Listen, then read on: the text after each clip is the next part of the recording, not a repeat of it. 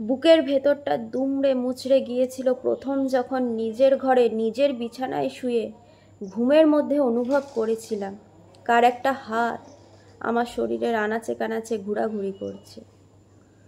মুখটা দেখে এক মুহূর্তের জন্য হৃৎপিণ্ডটা স্তব্ধ হয়ে গিয়েছিল। পারিনি তখন কিছু বলতে। তাও তো তখন জ্ঞান হয়েছিল কোনটা ভালো কোনটা মন্দ বুঝতে। তারও আগে যখন আরও ছোট, কোনটা ভালো মন্দ কিছুই বুঝি না। পাড়ার কিছু দাদা খেলার ছলে ডেকে নিয়ে গেল ফাঁকা ঘরে। কাপড় খুলে কী সব যেন করছিল। ওইটুকু বয়সে বাকি সব স্মৃতি ধুয়ে মুছে গেলেও সেই বিকালের স্মৃতি আজও মুছেনি মাথা থেকে। তারপরে টিউশনের স্যার খাতা দেওয়ার আছিলায় হাত স্পর্শ করে। মা রান্নাঘরে আছে, বাবা নেই। সেই সুযোগে সদ্ব্যবহার করে খারাপভাবে শরীরটাকে ছুঁয়ে দেখে। তারপর কলেজে ভিড়, বাসে, ট্রামে তো বলার অপেক্ষা রাখে না। প্রতিদিন একটু একটু করে নিজের শরীরটাকে নোংরা আস্তাকুড়ের থেকেও খারাপ কিছু বলে মনে হয়। শেষ হলো কলেজ, গেলাম কর্মক্ষেত্রে। অদ্ভুতভাবে চোখ দিয়ে যেন শরীরের প্রতিটা ইঞ্চি মাপ নেওয়া শুরু হলো। সুযোগ পেলেই যেন ঝাঁপিয়ে পড়বে, ছিঁড়ে খাবে আমার মাংস, রক্ত, হাড়। কেঁদেছিলাম দিল্লির যখন নির্ভয়া কাণ্ড প্রথম শুনি। চেয়েছিলাম মন প্রাণ দিয়ে মেয়েটা বাঁচুক, বাঁচেনি। তারপর কামদুনি, যার পা দুটো চিরে ফাঁক করে দেওয়া হয়েছিল। তারপর তো আরও কত, বলার অপেক্ষা রাখে না। কাঁদতে কাঁদতে চোখের জল শুকিয়ে গেছে।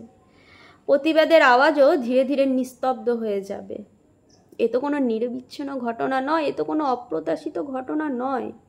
এ তো ঘটে রাস্তাঘাটে সর্বত্র, প্রতিটা মেয়ের সাথে, জন্ম লগ্ন থেকে জন্ম মুহূর্ত থেকে। রাত থেকে সকাল, সকাল থেকে রাত। স্কুলে, কলেজে, ট্রামে, বাসে, রাস্তাঘাটে, ঘরে বাইরে, সর্বত্র।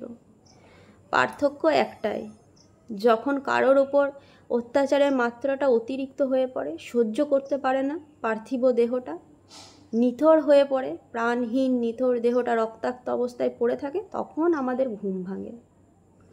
সব শেষ হয়ে যাবার পরে। কিন্তু আমরা যারা বেঁচে আছি, প্রতিদিন এই অত্যাচার সহ্য করছি, তাদের জন্য কি আগামী পৃথিবীটা কি বদলাবে? না, বদলাবে না। এ ঘটনা আবার ঘটবে, আবার একটা নিষ্প্রাণ দেহ পড়ে থাকবে রক্তাক্ত অবস্থায়। কোথায় তুমি রাজা রামমোহন, কোথায় তুমি বিদ্যাসাগর? দেখো তোমার প্রিয় কন্যাদের আজ কি অবস্থা। সেদিন তো লেলিহান অগ্নিশিখা থেকে আমাদের বাঁচিয়ে নিয়েছিলেন, কিন্তু আজ আর বাঁচাতে পারলে না। ধর্মের নামে অত্যাচারের হাত থেকে তো মুক্তি দিয়েছিলে আমাদের, কিন্তু পুরুষ মানুষের আদিম লালসা থেকে আমরা আর নিজেদেরকে বাঁচাতে পারলাম না। হে ভগবান, সত্যিই কেড়ে নাও আমাদের স্তন যুগল, চাই না এমন স্তন। কেড়ে নাও আমাদের যৌনাঙ্গ। যদি তুমি বলো দরকারে শরীরের প্রতিটা অঙ্গ কেটে আমরা সন্তান উৎপাদন করব, তবুও এমন নারী সুলভ দেহের সত্যিই আমাদের দরকার নেই।